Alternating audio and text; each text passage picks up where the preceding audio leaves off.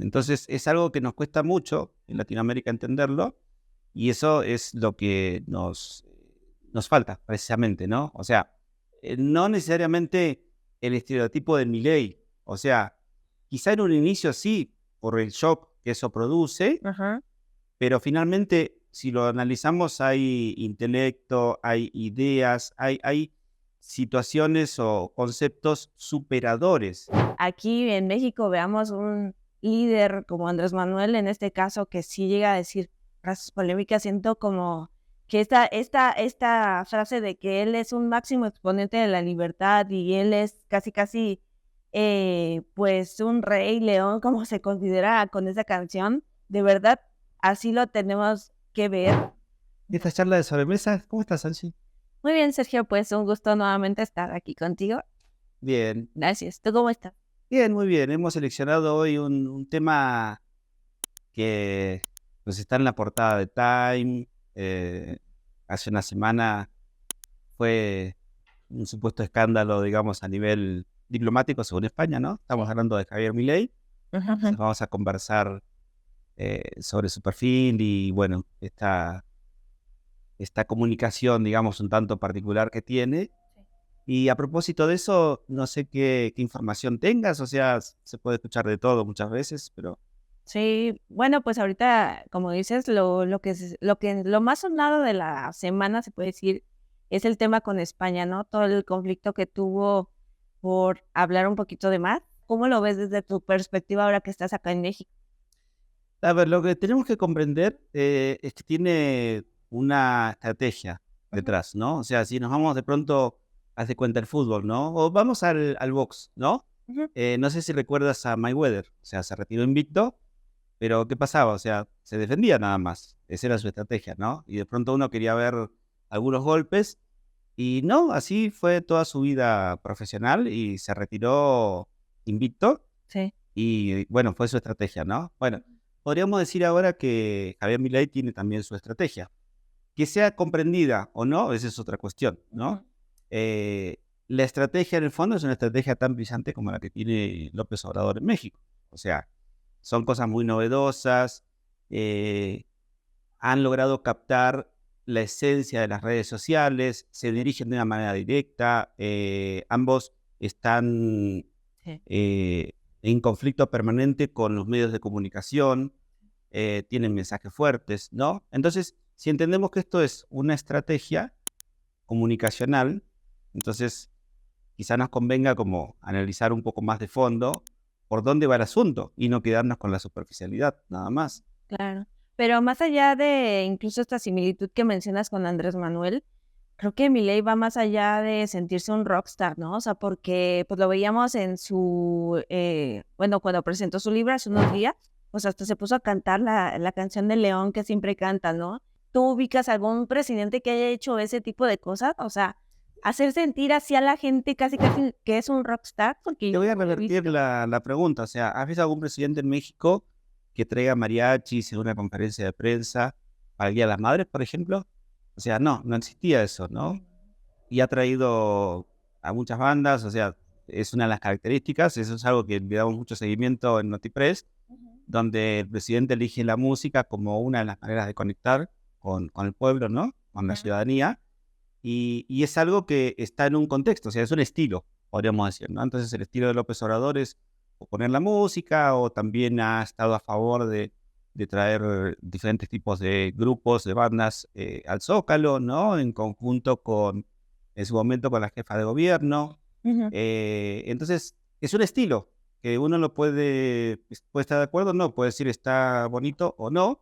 Bueno, el estilo de Milei es exactamente lo mismo, ¿no? A propósito de su presentación en el Luna Park, y si de pronto lo analizamos, ahora lo ponemos en contraste con estas respuestas que tuvo hacia la esposa del presidente español, a ver, como para ordenarlo, ¿no? Ujú. En primer lugar, y esto es algo que lo reconoce Milei, lo ha dicho en varias entrevistas, eh, no salió a atacar a los demás. O sea, si bien sí tiene un mensaje fuerte hacia el socialismo, hacia el populismo, hacia el Estado grande, ¿no? O sea, procura siempre ir hacia estados como más pequeños, porque se supone que en estados más pequeños hay menor cantidad de corrupción Ujú. que en estados grandes. La primera piedra no la lanza Milei. La primera piedra la lanzan, bueno, no tan solo Pedro Sánchez, ¿no? Sino que un montón de amigos del gobierno anterior que tenía Argentina, del kirchnerismo, como se lo conoce. Sí. Entonces, esos amigos, dentro de ese grupo de amigos, está López Obrador, que también dijo algo, digamos, bastante parecido a lo que ha hecho Pedro Sánchez y muchas de su equipo, ¿no? De gobierno. También Gustavo Petro, o sea, el patrón es que entre los tres han dicho que es un fascista, lo relacionaron, o sea, de una forma pintoresca con esto de, bueno, esta es la manera en la que subió Hitler, ¿no? Al poder, a partir de una crisis económica, ¿no? Sí. Y es como que lo fueron dejando esos mensajes y en particular, bueno, el gobierno español es un gobierno que ante todos estos ataques, o sea, lo acusaron recientemente, estamos hablando de que no tiene ni 30 días, de consumir sustancias, de ser negacionista con respecto a la ciencia, ¿no? O sea, entonces, simplemente lo que hizo Javier Milei fue responder o comentar una sola cosa nada más, o sea, él dice que es en defensa y que no es un ataque que esté haciendo, ¿no? Y lo que plantea ahí es básicamente, dio ese dato, dio ese comentario, ¿no? Pero a propósito de que la esposa del presidente español tiene causas por corrupción, Ujú. entonces presuntamente, digamos, está involucrada en hechos de corrupción, ¿no? La justicia lo determinará. Bueno, hay una frase que él dice que él es el máximo exponente de la libertad a nivel mundial. Siento que hay un tema de ego fuerte, ¿no? ¿O tú cómo lo ves? Porque yo no lo, por más que aquí en México veamos un líder como Andrés Manuel, en este caso, que sí llega a decir frases polémicas, siento como que esta frase de que él es un máximo exponente de la libertad y él es casi, casi, pues, un rey león, como se considera con esa canción, de verdad, así lo tenemos que ver. O sea, porque siento que la postura tan polémica que se pone en varios países al hablar así tan libremente y criticar fuertemente. Y mencionaba lo del Papa también porque, pues, se está metiendo con otro tipo de esferas que en ningún momento creo que va a haber un ataque de allá para Milei en este caso, ¿no? Entonces, sí se está brincando barreras, pero sí se está tomando como muy en serio el tema de la libertad o el libertinaje en este caso. A ver, lo del Papa es algo que ocurrió cuando estaba en campaña. Luego, cuando ya fue presidente, tuvieron un diálogo como cualquier persona adulta. Luego tuvieron un encuentro en el Vaticano y finalmente Javier Milei le pidió perdón al Papa por lo que dijo y el Papa terminó aceptándolo y hasta lo hizo con el clásico humor argentino, ¿no? O sea, dijo, bueno, pues, palabras más, palabras menos, y cualquiera puede cometer ese tipo de errores, de tarugadas, como se dice en México, ¿no? Ujú. Y ya, y no pasó nada, ¿no? O sea, están muy bien en este momento. Entonces, ese capítulo es algo que algunos se agarran, o sea, ¿y quiénes son algunos? Pues esos algunos son este tipo de ideologías, ¿no? Más socialistas. Ujú. Entonces, si lo analizamos con los lentes tradicionales, o Ujú. sea, vemos que está todo mal. Pero cuando estamos hablando de libertad, por ejemplo, ¿no? Ujú. Entonces, ahí comentaste algo de libertad, O libertinaje, libertinaje. ¿no? Ajá. Entonces, quizá al estar de pronto en países con estados tan grandes, o sea, México tiene esta problemática de la corrupción desde hace muchísimos años, prácticamente de toda la vida, pero nunca hemos escuchado una propuesta de achicar el Estado, ¿no?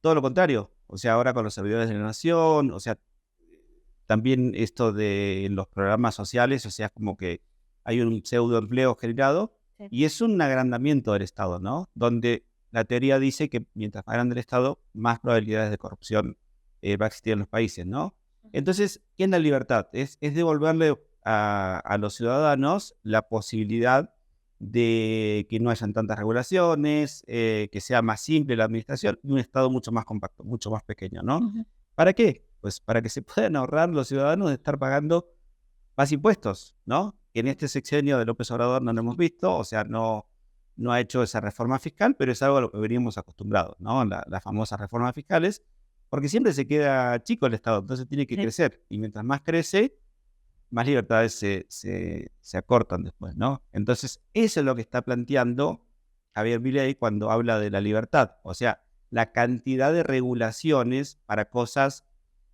básicas, cosas tontas que no tienen sentido. Entonces, era una regulación para controlar los precios, otra es para la competitividad, otra para que no haya, digamos, algún tipo de favoritismos a la hora de la exportación. Entonces, hay miles Ujú. de regulaciones y llega un momento que termina beneficiando a unos pocos nada más, ¿no? Cuando eso se simplifica y se quitan, el mercado se ordena, se ajusta solito, Sí, ¿no? Entonces, incluso en México hemos tenido algunos intentos, por ejemplo, de control de precios sí. y no han funcionado del todo bien. O sea, lo que sí funciona de pronto es como esto del quién es quién, que provee, digamos, Profeco, ¿no? O sea, da información a la ciudadanía, pero es un mercado libre. O sea, entonces en ese sentido, eso es lo que plantea. Lo que pasa es que hay que entenderlo que en Argentina es un contexto muy intenso de restricciones. Entonces quizá en México nos pueda parecer como, ay, está desaforado, ¿no? O sea, está como loco hablando.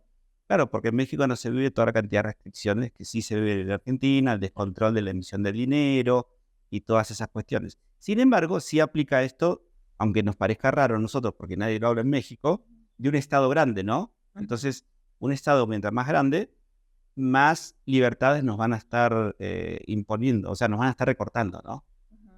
Por ejemplo, Milei menciona que él, pues, recibió una Argentina con una inflación de casi 6 veces, toda la situación económica, y como lo dices, como que a nivel exterior, como que muestran una esencia de Milei, desesperado y loco y irreverente y lo que sea, pero más allá de esa postura, sí está haciendo realmente cambios por Argentina, o sea, sí, de inmediato se vio como un cambio económico, ¿no? Y creo que va progresando un poco la situación de que él menciona, de cómo recibió al país y cómo va y cuáles son sus ideales para que ese crecimiento económico prospere y se mejore la situación, ¿no? O sea, ¿o tú qué piensas? Porque yo siento que sí hay una postura al exterior de que lo vemos nada más lo polémico, pero más allá de cómo él está empleando un modelo, eso creo que hay que destacarlo, porque, pues, veíamos un Andrés Manuel que mencionaba como el modelo de lo que eran los derechistas, ¿no?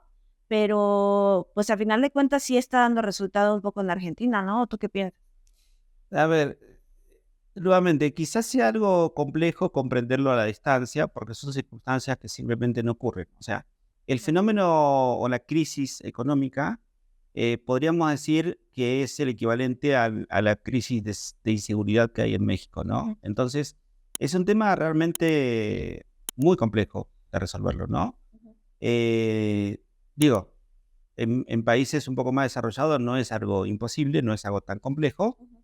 pero en Argentina parecía ser muy complejo, ¿no? Hasta que viene alguien con otras ideas y bueno, está planteando las mismas ideas que tienen los países desarrollados. O sea, Milei no está diciendo algo extraordinario. Realmente lo que está diciendo es, se descubrió hace 50 años cómo se tiene que controlar la inflación, Ujú. los países más importantes del mundo lo hacen, no sé por qué Argentina no lo venía haciendo. Y lo que está haciendo es aplicar esas recetas nada más. O sea, no está haciendo ningún tipo de magia, ¿no? Entonces lo que hay que entender es por ejemplo, si tú en tu casa, ¿no?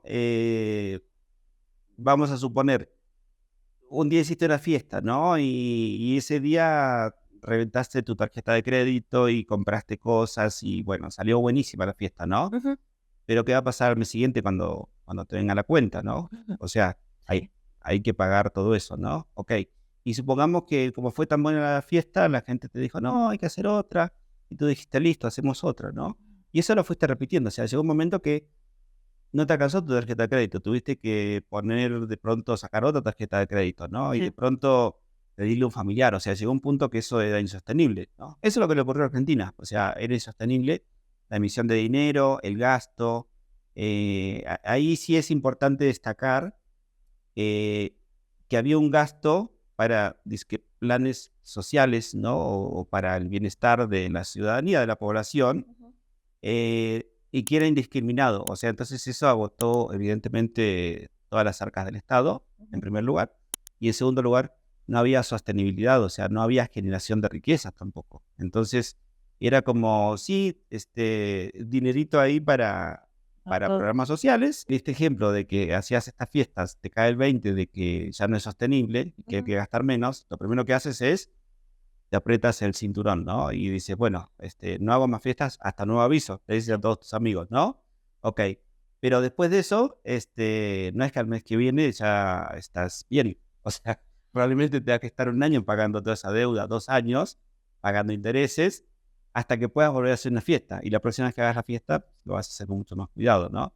Entonces, en este momento podemos decir de que se aplicaron toda una serie de medidas de shock y no dan efecto todavía, ¿no? Entonces la economía, por supuesto, tiende a enfriarse y es en etapas, o sea, entonces hay que ser un poquito paciente y esperar a siguientes etapas para que se empiece a reactivar la economía. Lo cierto es que los datos de inflación, de déficit fiscal, los bonos del tesoro, o sea, hay un montón de datos Sí. que están reflejando que las cosas se están haciendo bien, ¿sí? Que la gente no lo perciba todavía, eso es algo lógico, es algo que sí tiene una explicación, no se puede hacer magia, ¿no? La magia que se hacía anteriormente, que era imprimir dinero y distribuir dinero, esa magia, digamos, no funcionó, no sirvió. Entonces, no hay de otra más que seguir con el cinturón ajustado y, bueno, pagar las deudas, o sea, y Y generar ujú. unos ahorros, ¿no? Y si tuviéramos, bueno, hablabas como la situación acá en México y allá, pero si tuviéramos como que comparar un poco esas personalidades de Andrés Manuel y Milei, pues sí, aunque cada quien tiene sus ideales, o sea, ¿tú qué ves en similitud?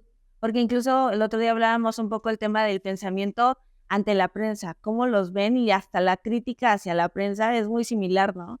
¿Tú qué ves en similitudes entre Andrés Manuel y Milei? Hay muchas similitudes, hay más de las que uno cree, y no por ideologías políticas, ¿no? Sino que a nivel comunicacional, cada quien con su estilo.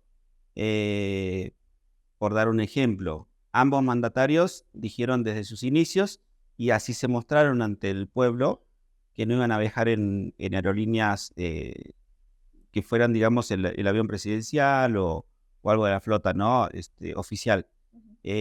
Finalmente, más tarde, más temprano, por diferentes motivos y con diferentes estilos, por supuesto, López Obrador terminó viajando en aviones que son de la defensa, son militares, o sea, que son de pronto igual de lujosos que lo que puede ser el avión presidencial, ¿no? Ujú, sí, claro. Y Milei también, o sea, entonces al principio sí viajaron en aviones de línea, o sea, se exponían ahí al público y luego por diferentes motivos, o sea, terminaron cada quien viajando, digamos, en aviones oficiales, que es lo que corresponde a cualquier jefe de Estado, ¿no? Claro. Te podría enumerar así un montón de parecidos. Ujú. En ideologías son distintos, pero en lo que tiene que ver con ser disruptivos a nivel comunicación, a nivel acciones, supieron conectar con la ciudadanía, Sí. son populistas ambos, bueno, tienen al menos ese corte, puede ser que uno más, el otro menos, ¿no? Que uno desarrolla orgánicamente, el otro quizá por la filosofía más socialista, Ujú. pero finalmente tienden a ese populismo, tienden al mensaje más coloquial también, ¿no? O Mm. sea, puede ser más estilizado en sus palabras, más refinado o más directo, ¿no? Pero finalmente, o sea, es un tipo de uso del lenguaje que conecta directamente con la población, ¿no? Con el ciudadano de a pie, vía redes sociales.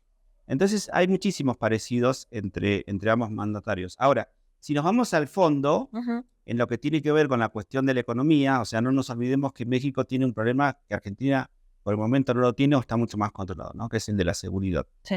Entonces, y México no tiene el problema de Argentina, que es la economía, ¿no? La crisis económica. Ujú. Ahora, pensándolo a largo plazo, si lo vemos a largo plazo, te puedo decir que vengo del futuro, conozco toda la historia. Entonces, podríamos decir que el homólogo de López Obrador nació con Perón. Yo no nacía todavía en esa época, Sí.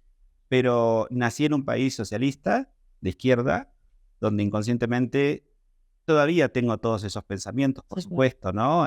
Socialistas. Entonces, conozco toda la historia. Es algo que se va degradando paulatinamente, muy despacito se va degradando, ¿no? Entonces, Ujú.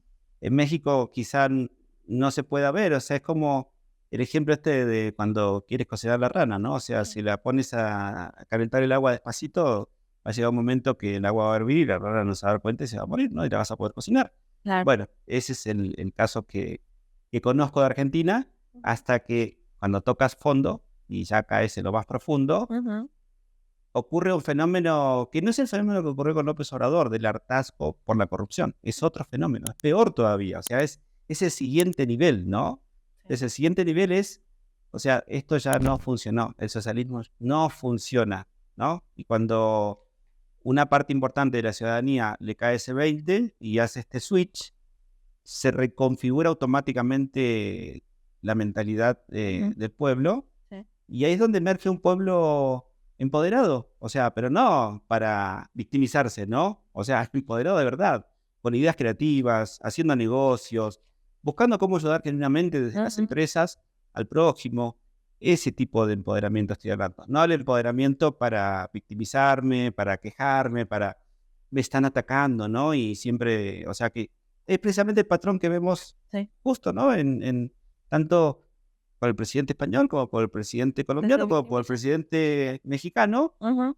es un empoderamiento hacia el victimismo, Ujú. ¿no?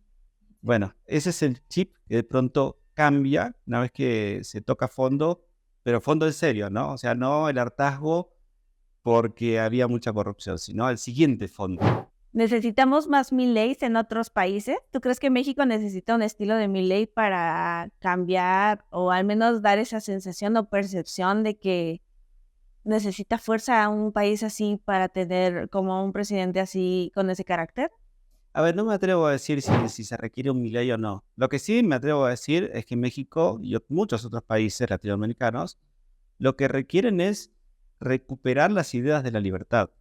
Hemos estado por muchos años bajo un yugo, bajo ideas que nos van limitando esas libertades, ¿no? Entonces, realmente no hay un desarrollo intelectual para que hablemos de cómo mejoramos.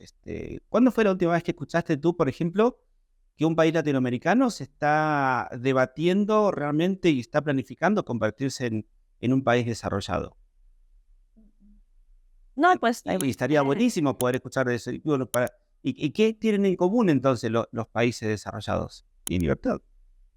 Entonces es algo que nos cuesta mucho en Latinoamérica entenderlo, y eso es lo que nos falta precisamente, ¿no? O sea, no necesariamente el estereotipo de Milei, o sea, quizá en un inicio sí, por el shock que eso produce, Ajá.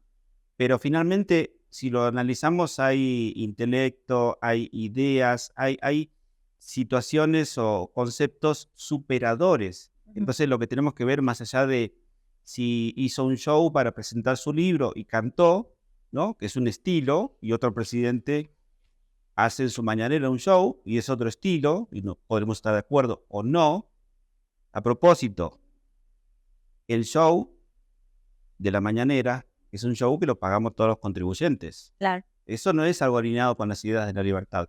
Ujú. O sea, porque estamos pagando sin estar de acuerdo un show que está haciendo un político en el nombre del Estado. El show que hizo el presidente Milei, ¿sí? Podrá ser un show y podrá no gustar, pero lo pagó de su bolsillo. 3 momentos que te quedes que de Milei que hayan sido polémicos o que puedan considerarse para la historia de Argentina. A ver, uno fue el principio de la revelación. Creo que ese es un concepto que no lo tenía claro y, bueno, fue muy revelador, fue contundente. Eso lo utilizó con Pedro Sánchez y lo utilizó con la oposición en Argentina y lo sigue utilizando, y por más que sea un concepto público, Ujú. caen en la trampa, ¿no? Entonces el principio de revelación es uno de los momentos más importantes que recuerdo. Lo siguiente fue su primera conferencia por cadena nacional, ¿no? El anuncio de desregulación, Ujú. ¿sí? De la economía. Entonces, o sea, apenas a poquitos días de haber asumido, derogó un montón de decretos y de cosas que hacían la vida más difícil para los ciudadanos, básicamente, ¿no? Y el tercero, me impacta mucho el concepto de que está reinsertando a Argentina en el mundo.